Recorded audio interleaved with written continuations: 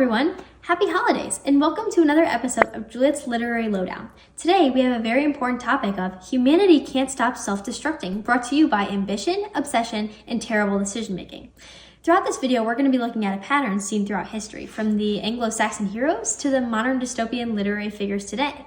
Well, this pattern arises when ambition stops being a healthy motivator and then transforms into a, hey, let me destroy my life entirely obsession.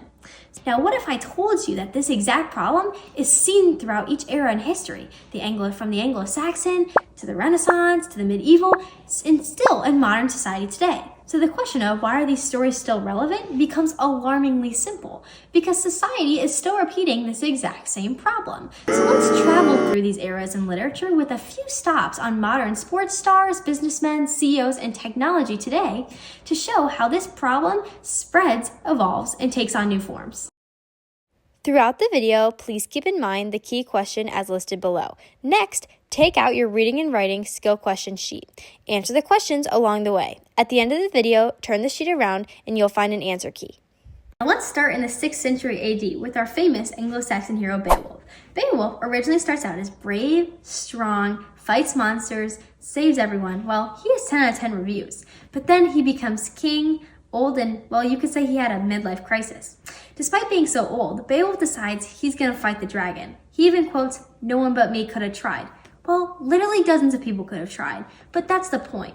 Beowulf originally started out with ambition to save the kingdom Heorot from the monster Grendel, but now he wants to save his own kingdom, but out of the obsession of glory. It's no longer ambition, which is what this video is about, highlighting the theme of when ambition transformed to glory, it leads to self-destruction. And spoiler alert, Beowulf in the end ends up dying.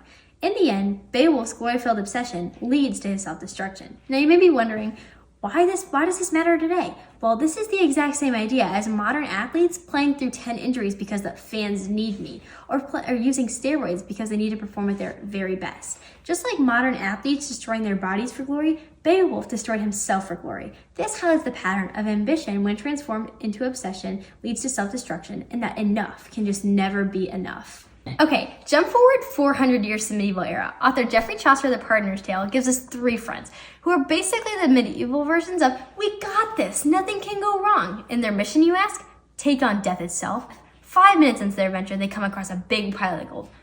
Big pile, enough for any human to start questioning their life decisions. 5 minutes after that, well, they're plotting each other's murders instead of splitting the gold like rational humans. I guess friendship is optional when gold exists. 5 minutes later, everyone's dead. And you may be wondering, why are you telling us a story about murder? Well, the pattern here is exactly the same. Ambition, whether glory or gold, when transformed into obsession, leads to self-destruction. The friends' loyalty and friendship got replaced by greed, and everything collapsed. Their final acts are less like heroism and more like family and friends fighting over the last pizza, except with swords and poison. And you're asking, why is this relevant today? Well, think of Bernie Madoff. He came from a good family, he had ambition to do a lot of great things, and well, his obsession for wealth completely took over. He destroyed lives, he left behind a trail of chaos, and he ended up dying in jail. This is the exact same moral. Chaucer's story isn't just a medieval horror story, it's a blueprint for human nature. And spoiler, humans, we don't always learn, especially when what we want is just never enough. Moving on to the Renaissance era, we have the famous Othello. Othello starts off as the picture-perfect husband. He loves his wife Desdemona, he's the type of guy that would make the most logical decision. Then comes in Iago. Iago is the type of friend that said never be trusted. Iago goes to Othello and tells him, bro, your wife's cheating on you. And Othello goes into crazy husband mode. And his wife Desdemona, you ask? Completely innocent. Othello's jealousy spirals past the point of reason and tragically kills and murders his wife Desdemona, even though she's completely innocent. When Othello realizes the truth, he is so full of shame and guilt that he tragically kills himself. And exactly the pattern that this episode has been trying to follow, that ambition, when transformed into obsession, leads to self-destruction. Shakespeare didn't just write this about a general in Venice. He wrote this about everyone in modern today who spiraled at 2 a.m. over something that they thought they saw. Jealousy hasn't gone out of style, it just has Wi-Fi. The green-eyed monster now lives in Instagram DMs, read receipts, and the text messages from your boyfriend or girlfriend that says, we need to talk, or I have to explain something to you. Shakespeare saw it centuries ago that people in love, when full of fear, can go absolutely crazy, and their once ambition to protect their loved ones turns into an obsession over not losing them, highlighting how one's promise of love can never just be enough. Let's jump ahead a few centuries to the era of modern English literature with the book The Ballad of the Songbirds and the Snakes and the literary figure Cornelius Snow. Cornelius Snow started out as a polished, charming, academic golden boy.